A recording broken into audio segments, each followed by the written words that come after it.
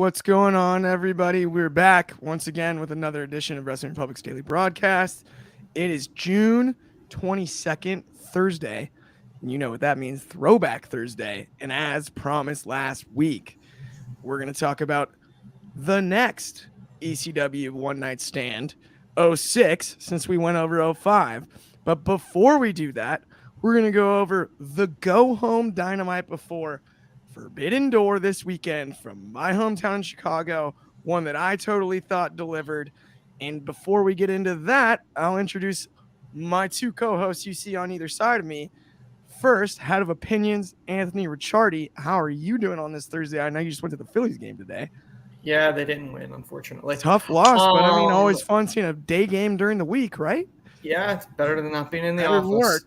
So, being able to do that and then roll right into this, which I really enjoy doing on Thursdays with you. So I'm looking forward to today's show. I just, one more thing I'll add. I don't think they have crab fries at the office, do they?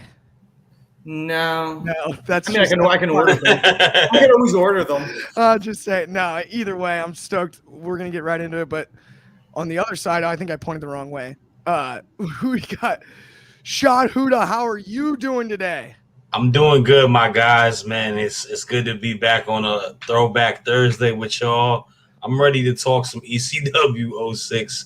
I remember I was like, probably either a freshman in high school when that happened, or I was a young guy. I was the same age. Yeah, I was a young boy at that time, so it definitely is bringing back memories. But we had a crazy Dynamite. I'm ready to talk about that too, man. Yeah, because aren't we the same grade? I think that would have been the summer before 2000, our freshman year. Yeah, 06. Yeah, exactly. Yeah, you're right. Did you graduate in 10? Yeah, I graduated 2010. Same. I remember that. So I think it was summer before both of our freshman year. That's actually hilarious. Yeah, it was after 8th grade. Yeah, I remember. I'll talk about that when we get to the story. We're gonna get to it. Let's get right into Dynamite, and we'll knock that out of the way because it was an awesome Dynamite, and we can't go without talking about it. First, let's start with we had the Hardys and the Guns in a tag match that I was skeptical of yesterday, but I'm always excited to see the Hardys. Everybody on the show kind of yesterday was slightly skeptical about this match. I thought they did a good job of at least storytelling and keeping the Guns linked to, as I like to call them, Diet Bullet Club or Bullet Club Light. I enjoyed that part of it. I don't necessarily know how much value I carry in the Hardys outside of kind of just nostalgia personally. I'm going to start with you, Anthony. What were your thoughts on the match last night?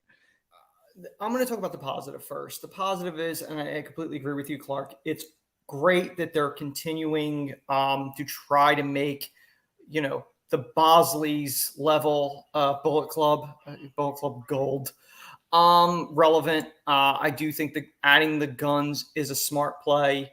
I think they do have a bright future and I think they could do something with that. The Hardys, it is a nostalgia thing, and it's hard for me to watch them, specifically Jeff now, knowing that, I saw them when they were starting. I've been a Hardy fan since then. Jeff does not look good. And it's a shame. Mentally, physically, it's taken its toll on him over the years. Absolutely. I mean, all the sacrifices, all the risks he's taken, it's played a toll. And his own demons, I don't think him wrestling is the right move for him. I think at this point, maybe it's best to call it a career because what we're seeing with him in the ring before he went out and even now, those swantons are getting real sloppy and you can really injure somebody if you land the wrong way. So he has nothing left to prove. I would finish up at this point. That I hear where you're coming from. I will say though, I think it's probably hard because you look at Matt Hardy over the years has had the hip issues, right? He took the leg drop out of his repertoire and replaced it with the elbow drop, and he's had to work around that, and he's done a solid job of it.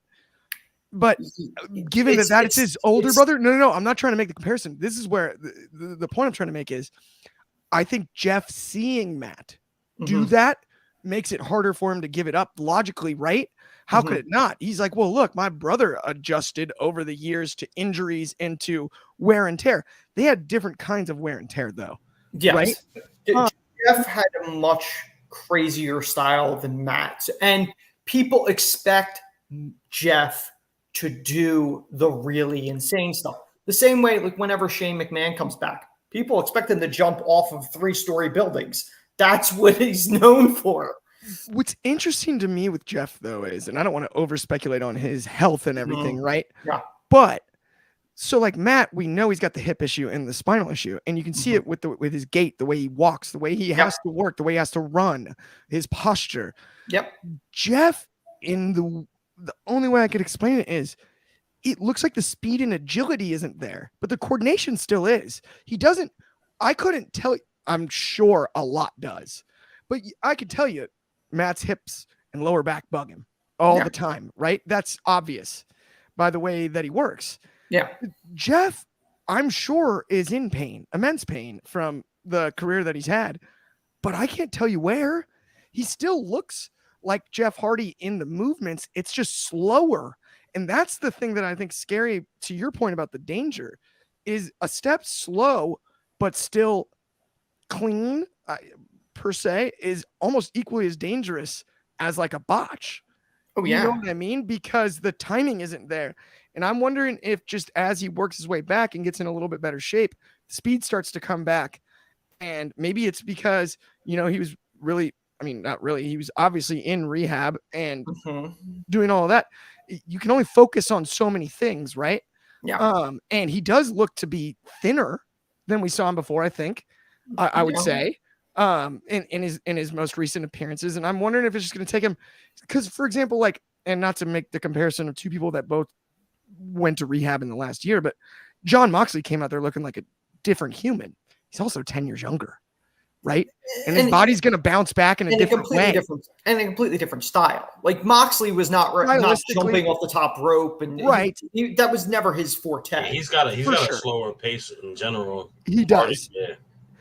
He's still Mox will put it on the line. Dean Ambrose did, right? He's slowed down since Dean Ambrose, for sure. The one that I miss is the old rebound lariat. I wish you'd still do that between the ropes. That was a great spot, but not the point. Sean, you got anything else to add on this one? Otherwise, I think we move on. I agree with basically what all you guys said in regards to that. I feel like it's one of those cases where your heroes that you grew up and love to watch, Father Time comes around.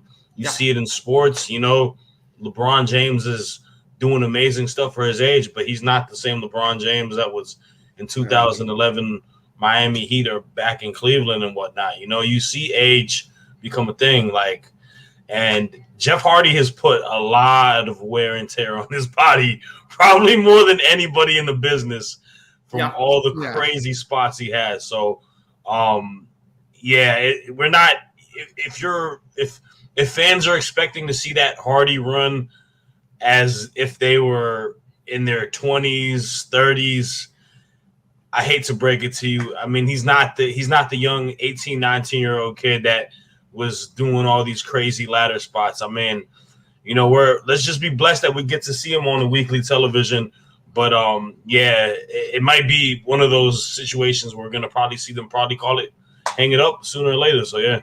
Yeah, there can't be much left in the tank, and honestly, neither one has anything left to prove. I know I said we're moving on, but I just thought of this, and the part that's a little bit frustrating to me as a lifelong Hardy's fan, Jeff especially. I love Jeff.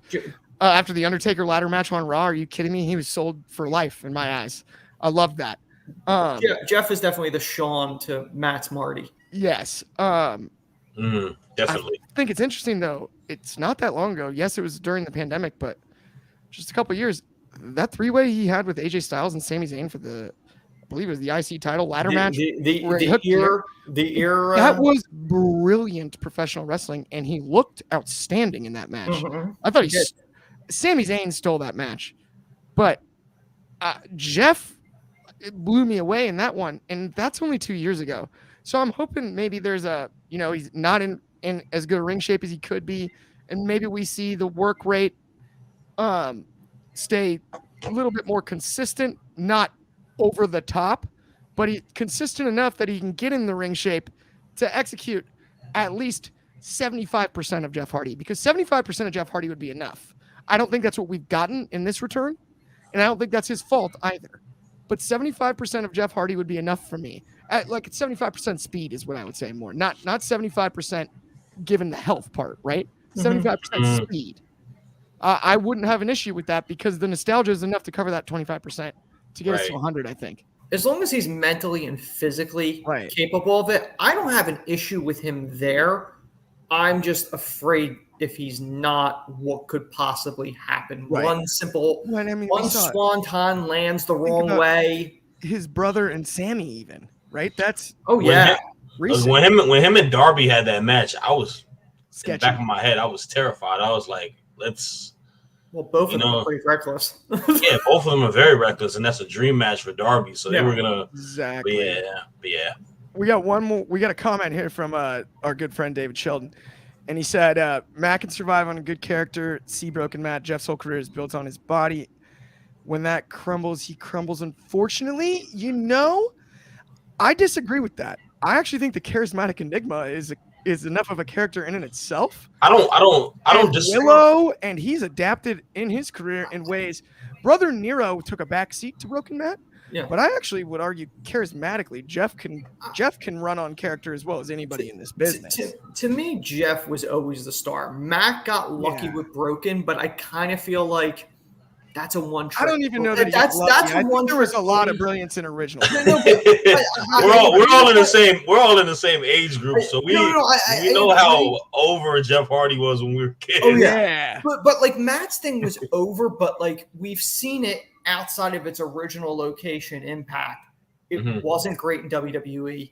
It was bad in AEW, which is why which they forced him out of that.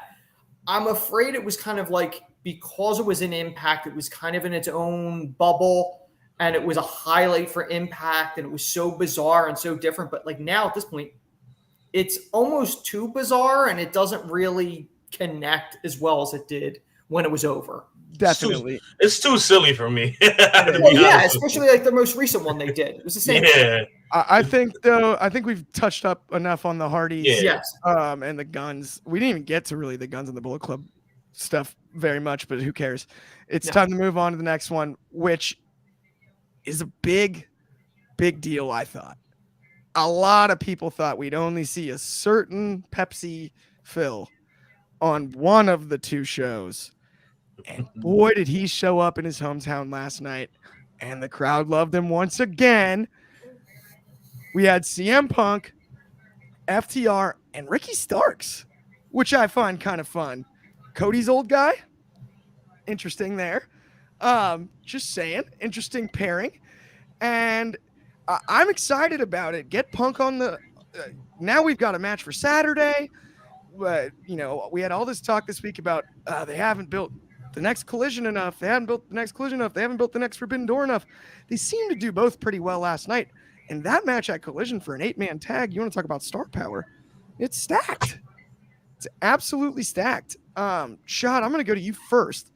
How did you feel about the whole match? Punk showing up. What were your thoughts on the whole thing? Bullet Club Gold. This is the aftermath of the last match that we just talked about. Yeah. The match itself, we've already went into details about it. It was there. The more important thing about this entire match and segment is just the ability of progressing a lot of stuff within the storyline purpose. I love the fact that, you're adding on to this Guns and Bullet Club Gold dynamic where they're seeing they're teasing the idea of having them part of Bullet Club Gold. And you already know what I said last time about the Guns and Bullets. So I think it's good in regards to that. I think they're continuing that. And we got to keep it real, man. CM Punk is CM Punk.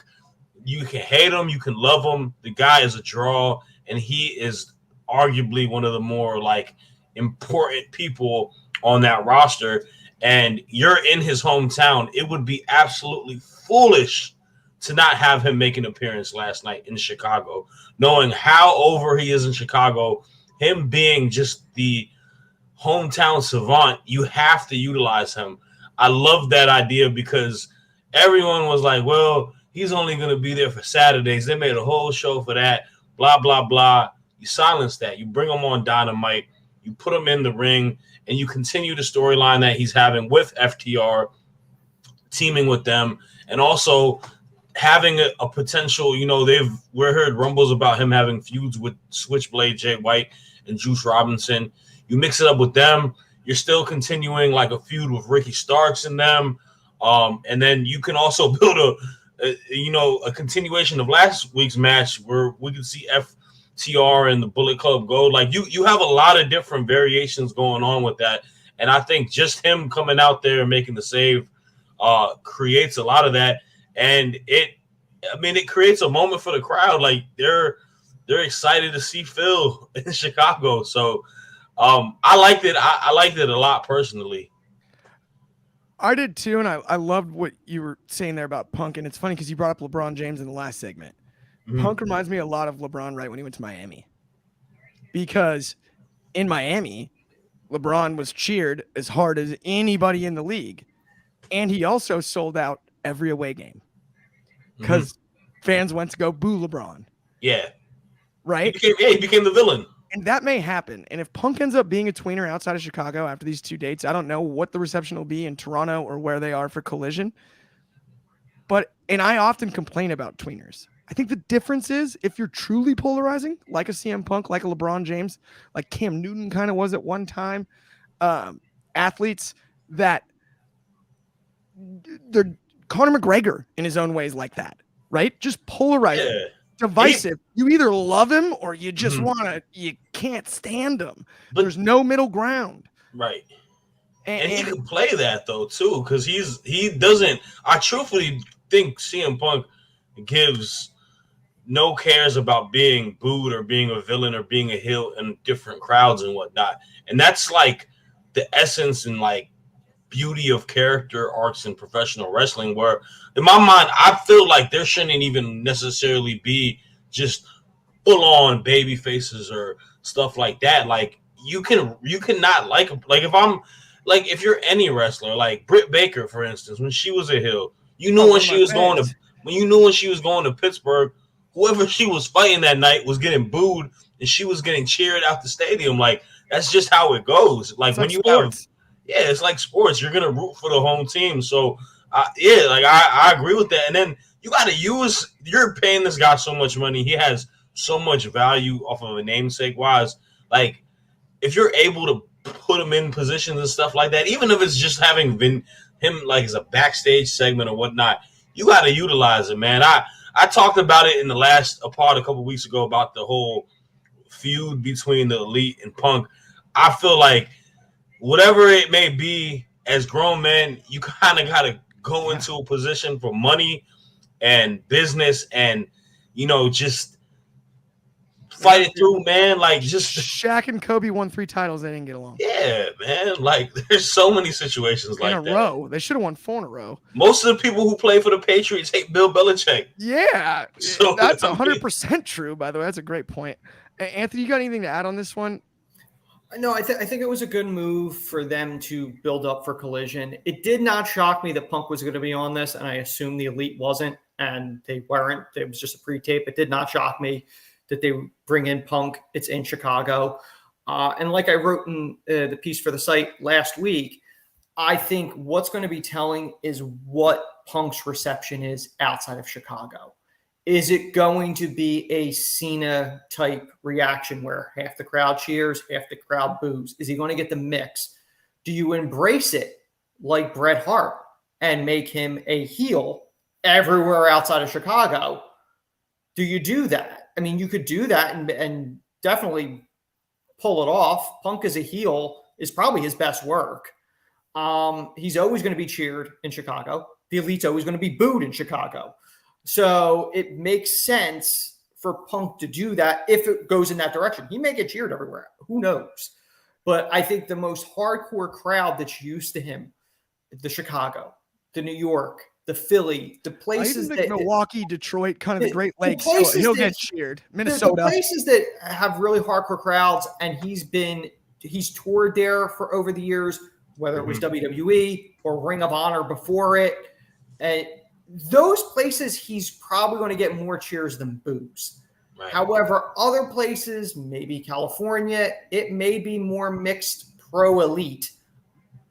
Canada might be interesting because Canada is always interesting in wrestling. They never react. I think he's such a big hockey fan. He's pretty beloved in Canada with all the Bret Hart stuff too. I don't. Yeah, but the Omega factor is the question. They got Kenny. I don't know though. I don't know if Kenny is. I don't know if Canada is that big on Kenny yet. We haven't seen that. It'll be interesting. I had an argument about this with somebody on a space last night too about the dynamic of it's more so just how people are trying to say, are the elite as over as we think they are? Like, they're not as over as Punk. They're not. Yeah, and they're not. And I agree with that wholeheartedly. But I feel like AEW still has a niche enough fan base where places that you're going to an AEW show if you really enjoy the product. And a lot of the people that follow the product because they're fans of Kenny Omega from his work out in Japan, and then the Young Bucks and all of that as well. Yeah, I agree with that 100%. And honestly, we could talk about this probably for the rest of the show. For sure. But we got a couple comments, and let's move on to the next one. We got from our good friend Soul.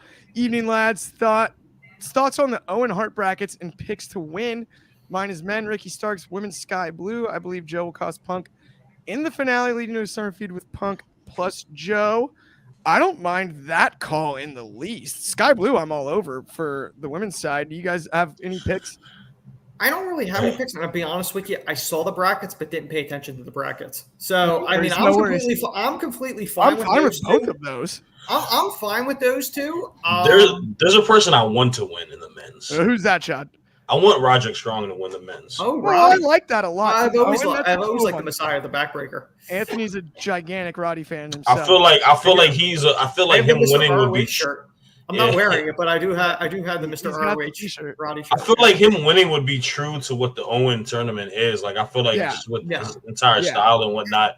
And technically, if he does, the two winners have both been undisputed era. Yeah, I know, it'd be hilarious. So but him and Joe round one is freaking bananas. Oh, it's bonkers. It's that's like the classic messed up the brackets in the NCAA tournament.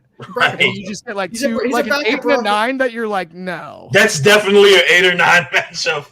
Where you're like, no. Like those two teams, like they can make a run. 8 or 9 matchup. That's funny. You're like, huh? But okay, wait. And in the women's, I wouldn't be mad at Sky Blue. Well, I mean, the Messiah, the backbreaker, being a bracket buster would make sense. Willow would be who I would pick. But Soul, with one more comment, he also mentioned your article, Anthony. He said, loved your MJF article. Everyone should give it a read. Totally agree. We'll cover the Owen Hart stuff more as it gets there too. But I'm not trying to rush through, but let's get to ECW once we can. You know what I mean? Yeah. So up next, concession stand brawl. Anthony, your thoughts? I love the historical throwback. I love Mark Briscoe, Jeff Jarrett. I'll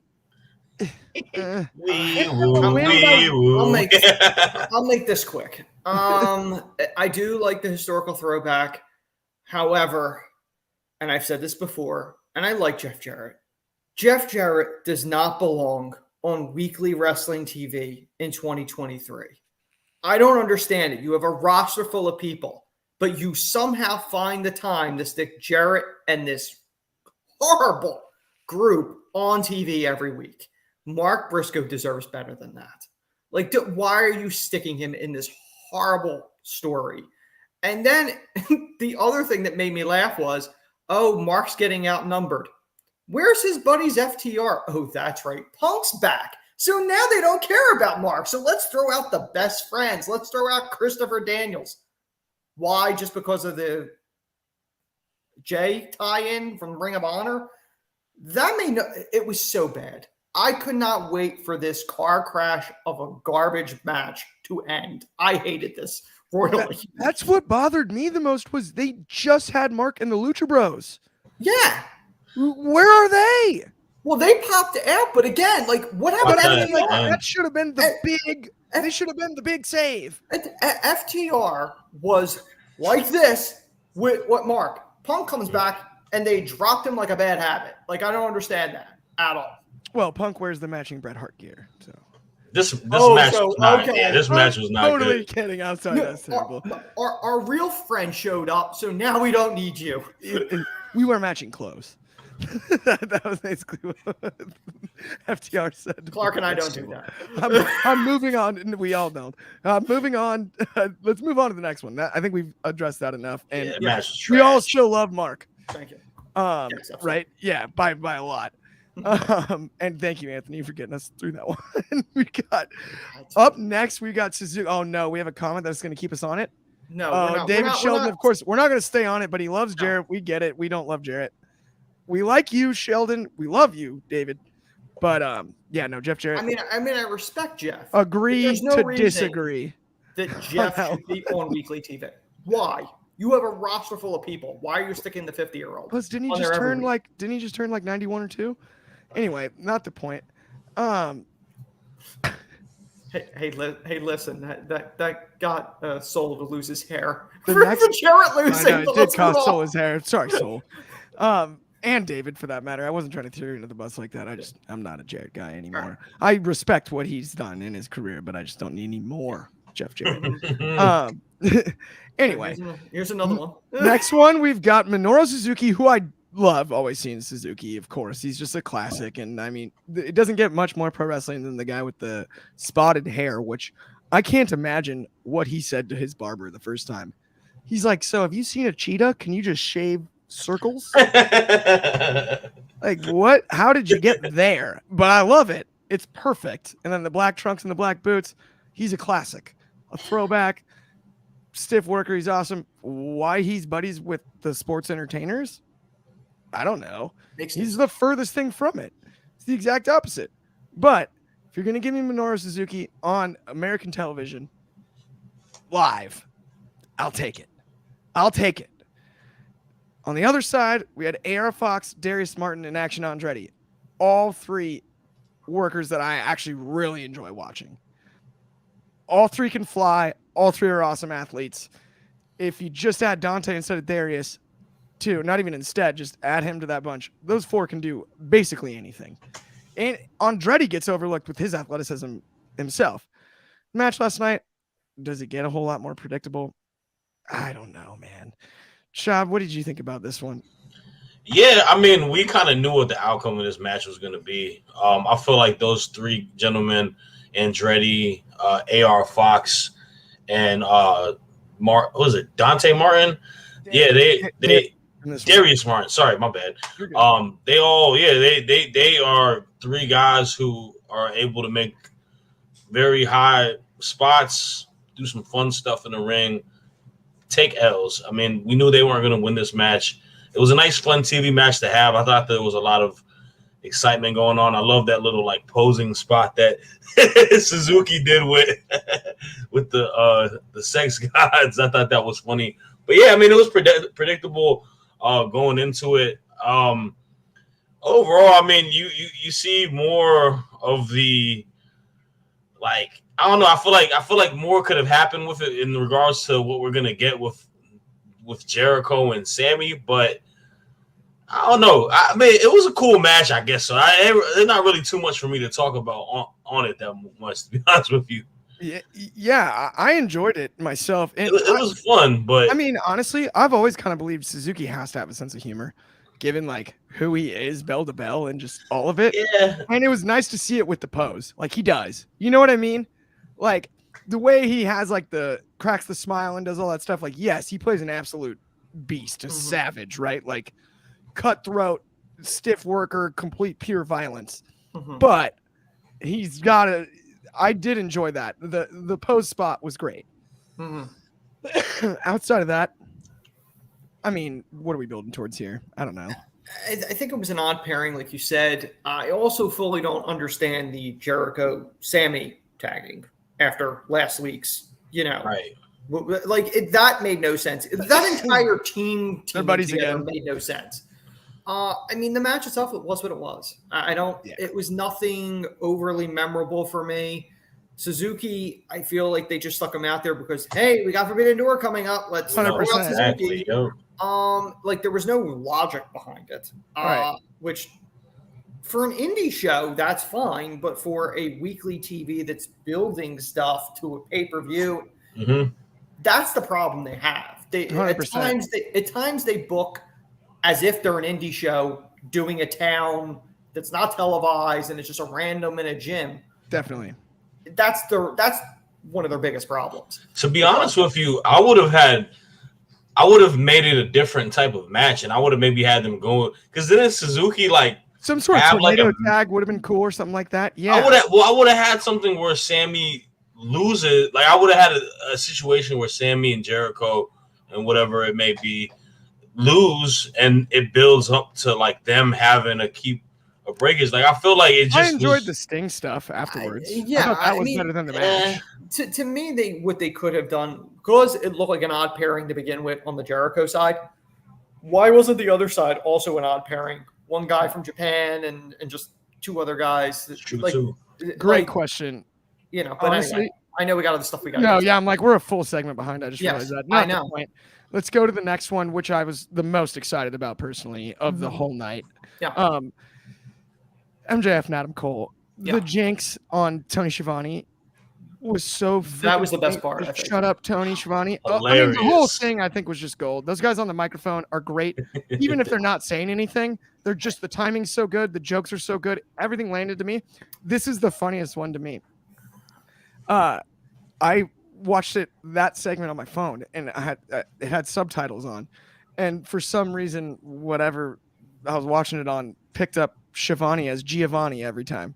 So it would say, "Shut up, Giovanni." Like it's just too funny to me. I don't know why it cracked me up, but at the end of the day, I love it. And making them tag together, oh, it's classic. Can they coexist? They can make fun of WWE and the bidding war of 2024. I think they will be as successful as a team in the short run and bicker, and it'll be great. That oddball team that makes a short run, and then finally the heat gets too hot, and one of them decides, no, we're not a real team. It was all me, and I'm excited about that. Overall, though, Anthony, how'd you feel about the segment? I could tell you didn't love it as much. I didn't love it as much. I'll be honest with you. The forced pairing, I don't know what the long-term goal is. That like, are you going to really give them a tag title run? Like we've seen the odd pairings back in the day. I mean, Shawn Michaels and Austin, Undertaker and Austin. Like Austin's done that in the past with forced tag teams. We've seen Rock and Foley. We've seen odd couple tag teams. I mean, the question is, does this lead to the eventual rematch? Adam Cole finally gets his rematch against MJF, or does Adam Cole embrace his former heel and they go full heel? Triple H, Austin, two-man power trip heel. Like, is that the question? Is where does this go? The weird part is that they decided to do this while they're also trying to promote Forbidden Door, and I'm supposed to care about MJF Tanahashi when they're barely able to build that. I know we'll get to it, but like he's got a real feud with Adam Cole and this forced shoehorn exhibition match with Tanahashi, and I think it convolutes it a lot. And throwing in a forced tag team on top of it, there's too much going on. It's just, I just didn't care for it.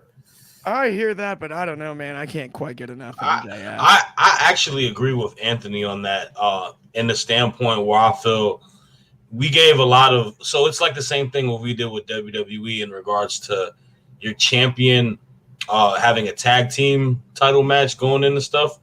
Like we don't see MJF fight a lot within individual matches. He fights very rarely. That's where I loved him complaining. Now I got to work every week. Oh, that was great. That was the best line going. What are you, some type of pervert? You want to watch me wrestle every week? That was funny. He throws the Roman not wrestling very often under the bus, tongue in cheek too, in that way. Yeah, and I get that, but it's more so. It's like I agree with you on the standpoint where it's like it's a lot that you're juggling in regards to him because we do have a match for him this Sunday. Like, we need to get Tanahashi out of the way because I think at the end of the day, the build Tanahashi's not going to trash talk with MJF.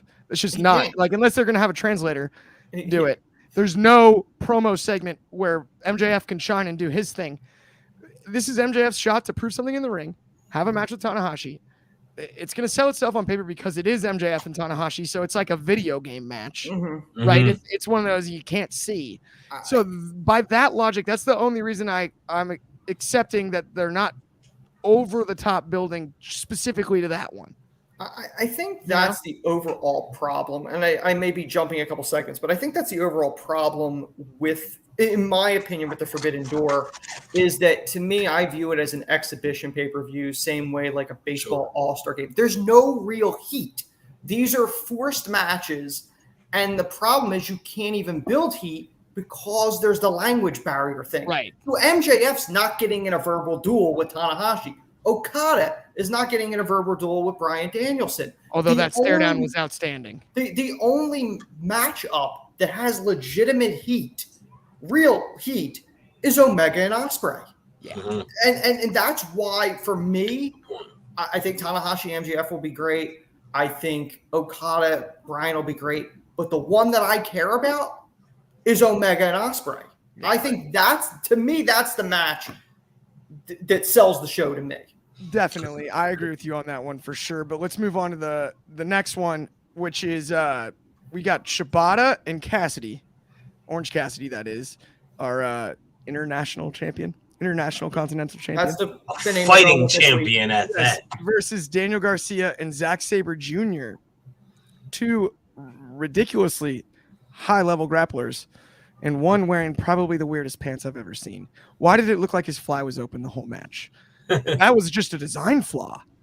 It almost took away from the match for me, and I thought it was a good one. The aftermath was fun. Turned out all right. We now know, we're gonna get some sort of four-way, right? And then even the pure title, I don't know, is that going to be involved here at some point? I couldn't quite figure that part of it out. But either way, Shad, your thoughts on the match and then where they go from here. I thought the match itself was a lot of fun. I mean, all four wrestlers are just incredible. I love seeing Zack Sabre Jr. wrestle on my TV as well. I think the dude's phenomenal. But yeah, I mean, it leads to a four-way match, fatal four-way match for the international title. And I don't like I'm tagging with who I'm going. And I guess in this way, it's a little different because we didn't know we were going to get a four-way match, even though kind of knew we were going to get a four-way match from their promo last week. But technically, we didn't know this was going to lead into a four-way match. So it was just an impromptu tag match from last week's segment that led into a four-way match after the match was done.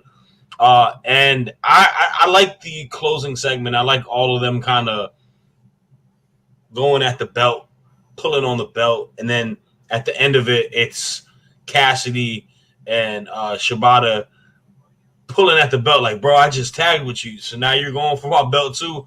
So I thought that was interesting. I think it kind of stays true to what Orange Cassidy's title reign is that he's on go, man. It's like the Cell games from DBZ. He's down for the fade whenever. Like, he's standing there ready to fight whoever, defend his title versus whoever. And he's got a tall task. He's got three guys who are incredible in-ring competitors. It's crazy. Like, all three of those guys, like Garcia is a technical wizard. Sabre Jr. is probably one of the best technical wrestlers in pro wrestling. And then you got Shibata as well. Like, I think it's going to be a very fun match. And I thought it was just a pretty cool build. I mean, there's not too much to go into it. I think it's just kind of similar to what all Orange Cassidy build-ups are. So, yeah. Definitely. I agree. I enjoyed it. Anthony, unless you got anything to add, let's move on to the next one so then we can get to Throwback for sure. Okay. Final segment. Before then, we just give our thoughts on Forbidden Door as a whole, and then we jump into One Night Stand 06. Yeah. So we had Taya Valkyrie versus Chris Statlander for the TBS Championship, or as I like to call it, the belt that Jade made. This was a fun defense. Yeah. Now Stats beat Taya, she's got another notch under her belt besides Jade, as I think Taya was probably the most formidable. Thank you.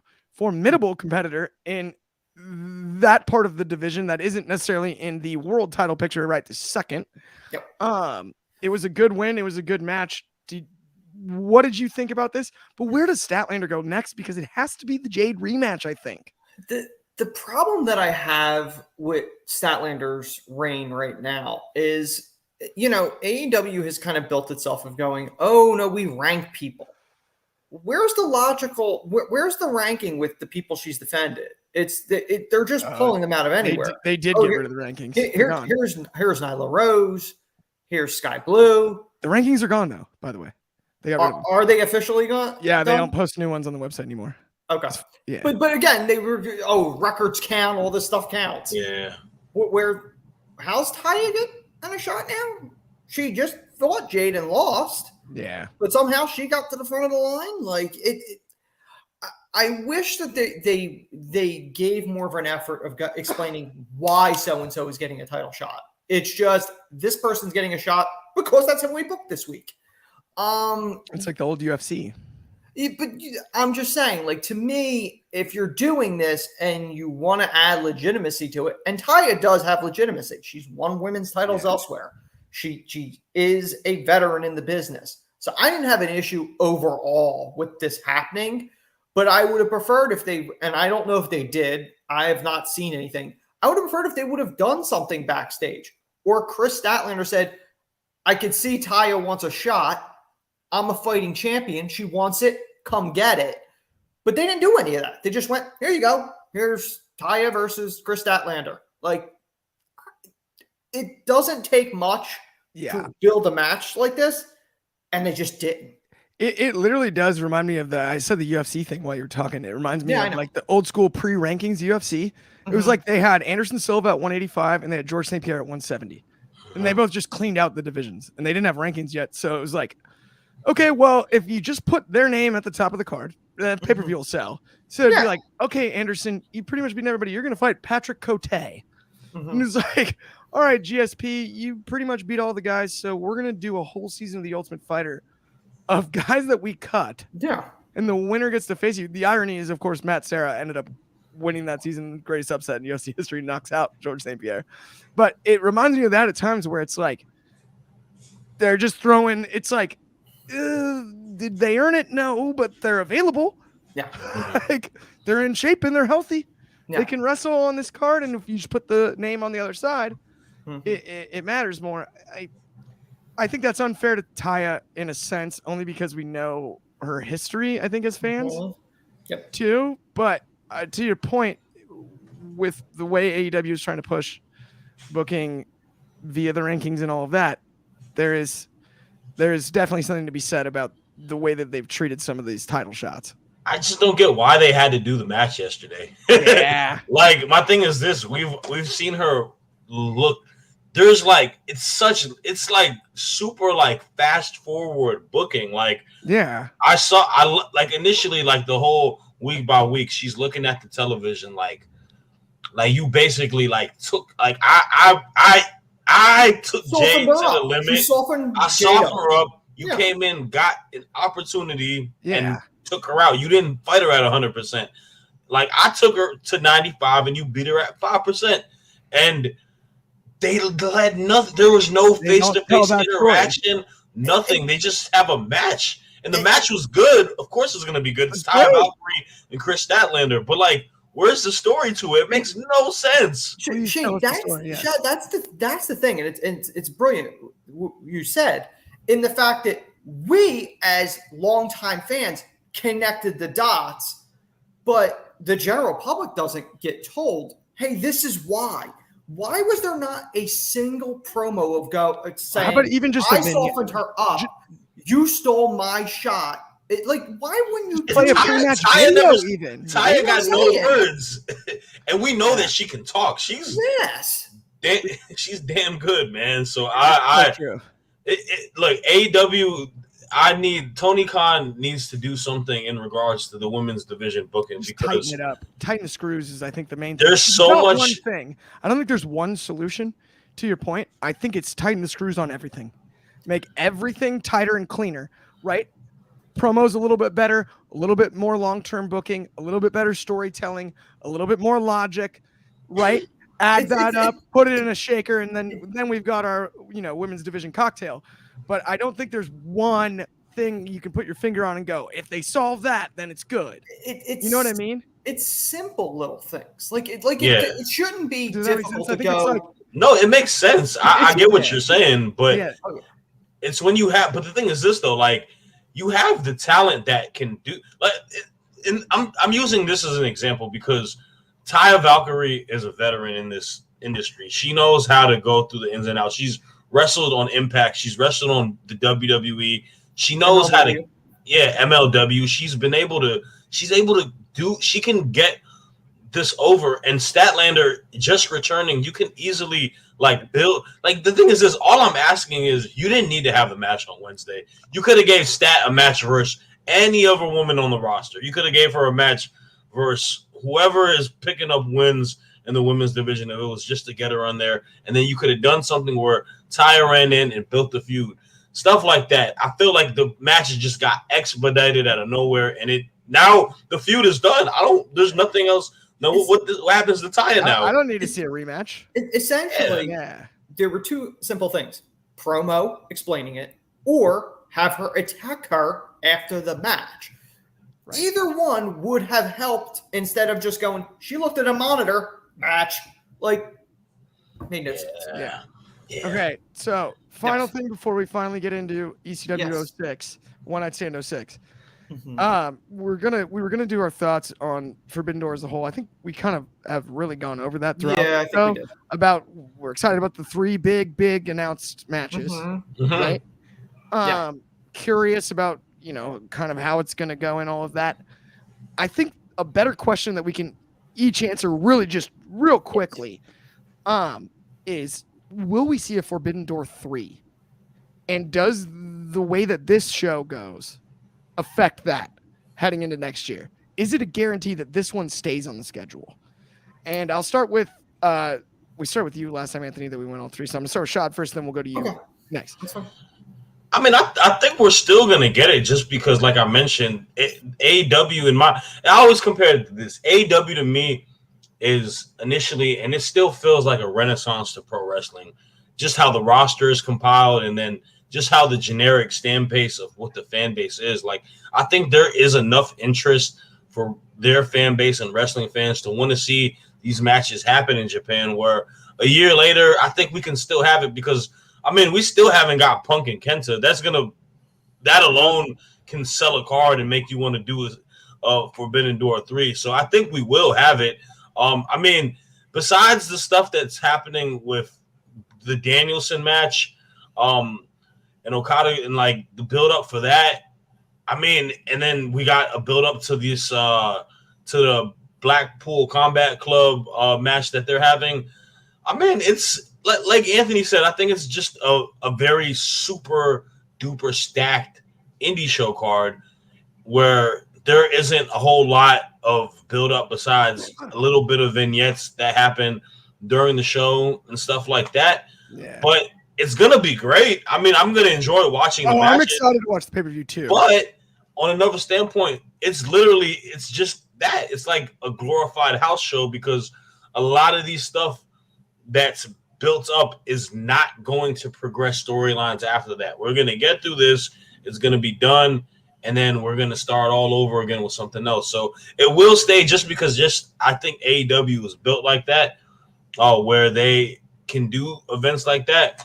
But I'm going to enjoy it nonetheless because I love good pro wrestling. So yeah, no doubt. Anthony, how about you?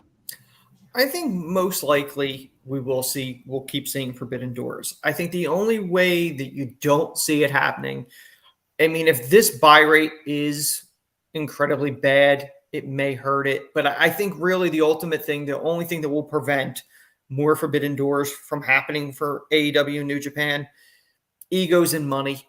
If money becomes a factor, one wants a bigger piece of pie than the other, or, I want my guy over. No, my guy should go over. Unless it comes into play, that becomes a factor. I really think that's the only thing that's going to kill Forbidden Door from happening again. Definitely. And while I understand where you both are coming from, I will say I do think this is the final Forbidden Door. And my reason is I think the luster of last year's Forbidden Door, you almost didn't have to build anything at last year's Forbidden Door. The idea that it happened was so unfathomable to us for decades that the show underdelivered too. And the show underdelivered, but it didn't matter. This year, we have a similar problem, and the shine's knocked off of it. We've seen one. We already saw the first. And so unless this over-delivers, I think this is the final New Japan AEW Forbidden Door for the time being. Well, I think the other factor, not to dwell on this, but I think the only other factor with this is New Japan is big with the New Japan crowd. I don't watch New Japan. I just can't. Time-wise, I just can't. I think you got a problem as AEW becomes or tries to become bigger, and Turner continues to try to push them, whether they push them on Max and stuff like that, a wider audience. That's a bigger audience that really doesn't watch New Japan. So they don't know who any of these people are. I barely know who these people are. Definitely. Some of them. We got a great comment here from Bailey, too, by the way, to add to that. He said, I wouldn't mind FD being a biannual event every 2 years. That might be the happy medium between kind of what we're all saying here. I just don't think New Japan has big enough stars that it's not really necessarily going to appear like they're equals. Like New Japan has got the brand for the history, but I don't think in the US, I think if they did a Forbidden Door in Japan, it would. There's one person that I feel, and people can, and obviously it's not a Japanese star, but we didn't get Sasha Banks, Mercedes Moné on this because of the injury. Changed the entire card. That would have changed the whole spectrum, and we're not getting Kenta versus Punk. So if they can find a way to get on to the next one, maybe that can build more of a draw. But I see what you're saying, Clark, and I don't necessarily disagree with your points. Yeah, I just fear for the event next year more than anything, and definitely. But let's finally get into Throwback. It's Throwback Thursday. Yes. One Night Stand 06. This was an event that I loved as a kid. We talked about it earlier. Headed into freshman year of high school, it was like ECW's back. Mm-hmm. I used to have to kind of bootleg ECW DVDs when I was younger, like little extra tape trading to get to watch them all the time. It wasn't easy to get your hands on them either. So to have the comeback for a second straight year, I was really excited about. Personal thoughts, I'm just going to get those out of the way so you guys can both discuss. But I thought this one felt a heck of a lot more like a WWE show than the original One Night Stand did in 2005. Does that mean I didn't like it? Absolutely not. I loved it. I loved this show. The hardcore match, the three-way, adding Beulah and Lita was hysterical. It was very ECW. And then Edge coming back in the biker helmet in the main event. Those are two. Edge that day, I think, made the Rated R Superstars here to stay statement more than even he did during the Money in the Bank run or the Matt Hardy rivalry. I think that was the night he was like, I'm Rated R when he did the pin on Beulah. Are you kidding me? I mean, it was so heelish and so great in that venue of all places. Oh, I loved that. A little bit weird getting Kurt Angle and Randy Orton. Yeah, that's a WWE match, right? But let's get you guys' thoughts. Anthony, we'll start with you, the Philly native. Yes, the resident ECW guy. My feeling was, even though it was in the same venue as the original one, it definitely felt like a different show. The first show, it was a reunion. It felt like this is ECW's literally last stand. This is the fans and the wrestlers' opportunity to say goodbye to the brand. This is the soft relaunch for what was going to be ECW on Sci-Fi.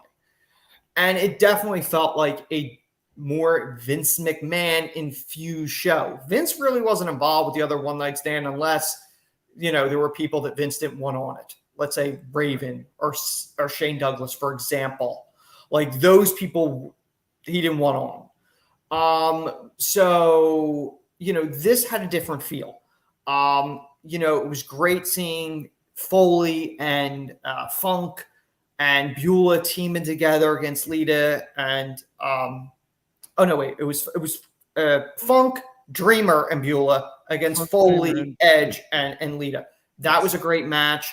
The main event, RVD crashing in his Money in the Bank for the WWE Championship.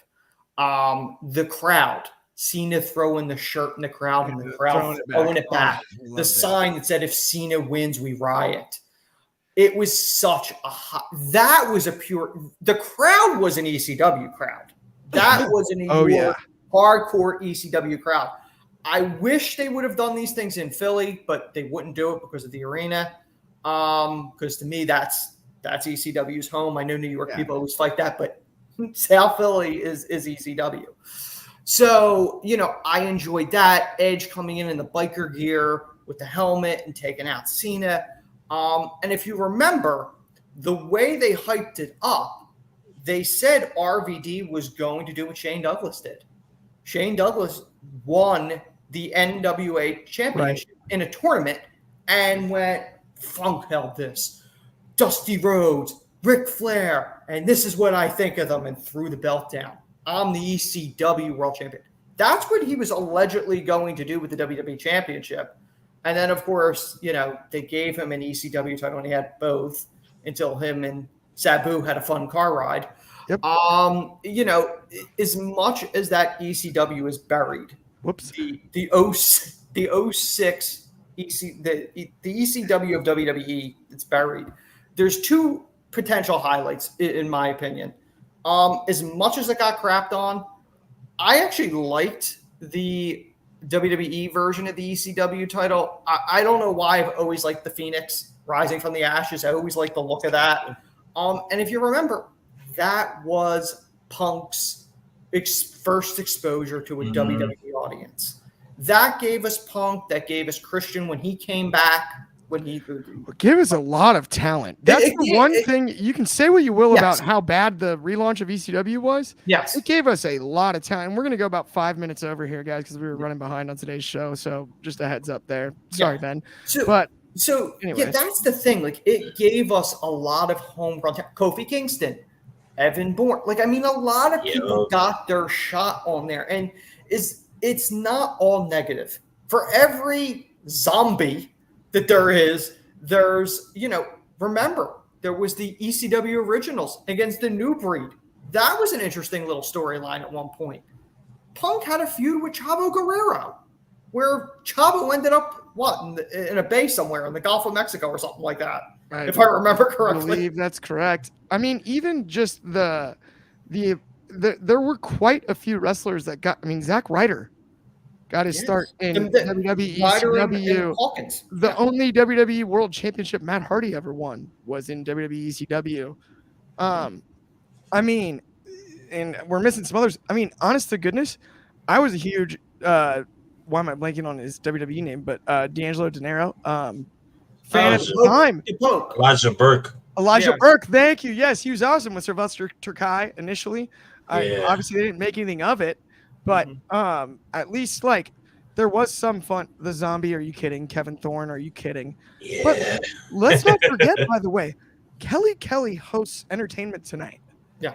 So and Dreamer, that's a big show. Yeah, I remember that. Barbie Blank. By the way, how do you rename Barbie Blank Kelly? Why would you change the name? Because they wanted to own it. They own the name, No, I know that, but Bobby Blank's a way cooler name.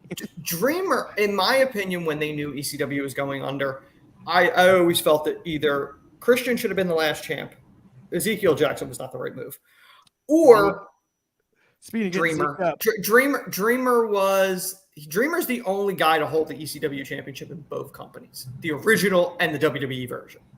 Mm-hmm. Didn't Tommy? Thank you, Bailey, by the way, for adding. Tommy left. Sheamus did. Yes, Sheamus did. Yeah, that was early. Tommy bailed because Tommy left shortly before it went under. I don't remember how far before, but he did lose I believe a loser leaves ECW match, I think. But I don't remember against who. It might have been Ezekiel Jackson. Think about the fact, and then by the way, another shout out Shoddy there. That's good, bro. But how about the fact that they were putting Kurt Angle on ECW when he got drafted onto there?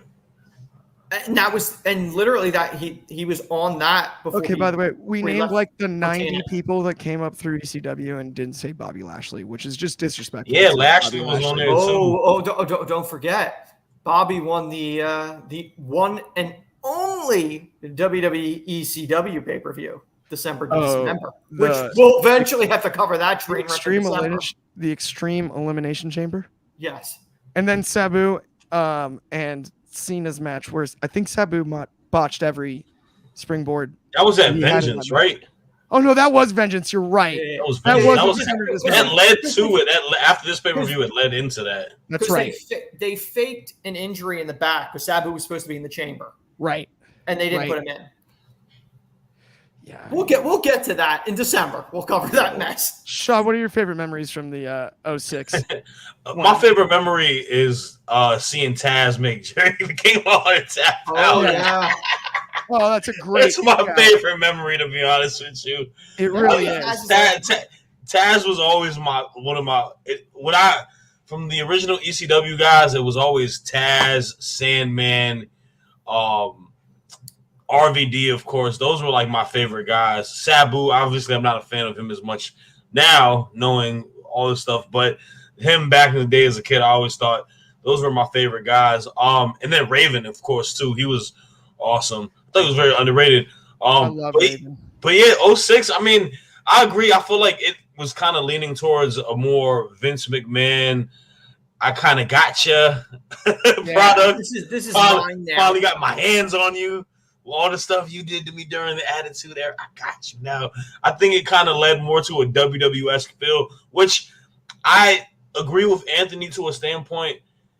It has its pros and cons, and when you think about it, the pros are good. Like I remember Kofi Kingston when he had the Jamaican accent, and he was like the track runner guy when he initially went there, and I thought Kofi was amazing, man. Yeah. CM Punk, that was one of his first, glimpses on big TV, and you saw like what is it, the straight edge, like that, all of that, man. You saw superstar. Yeah, you saw all of that going into it. I mean, that was before Cult of Personality. He had that like heavy metal song that he came out to. Yeah, man. Like you saw a lot of stars, man. Like, hey, man, we're all little teenage boys, man. We all had googly eyes for the Kelly. Oh yeah, the exhibitionist. I'll never forget having asked what an exhibitionist is. Do you remember? She was in TNA, but she went to ECW Trinity. Didn't she have the caution tape? Didn't she wear the caution tape? Right. She wore the caution tape. Well, who was it that was with Kevin Thorne? Who was the other guy? The vampire Ariel? chick. Ariel, that's it. Ariel? Yeah. She actually was a little bit like Scarlett and Cross, the best part of that act. Well, remember, I'm sure this is a low light. The 06 ECW also brought us Do-Rag Vince. Yes. Woof. Oh my goodness. That was a strain of miss, to say the least. Which has become a viral meme now, but the other one is. So you had to be there for when it happened. Yeah. Unreal. Oh my goodness. Yeah. I personally liked 05 a little bit more than 06. Besides Cena versus RVD, that match is iconic upon iconic, man. That match was so awesome to see Cena get booed and all of that going into that was the most hostile crowd. Because we were talking about that earlier in regards to like where we were saying that. Well, RVD obviously isn't a heel. By like he's not like a known like bad guy, like heel character. He's a beloved character, but like you see how like territories, like I love that standpoint. Like crowds and territories can alter what a feel of a wrestling show is, and like just Cena going into a road game, and then obviously RVD, getting his moment and stuff like that. I thought that was awesome.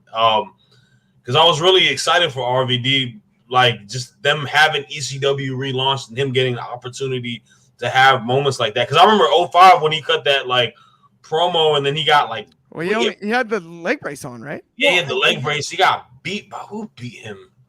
Well, Rhino. Yeah, Rhino. Well, that's the other Was thing. Rhino on the 06 card? I can't remember. I'm not to cut you off.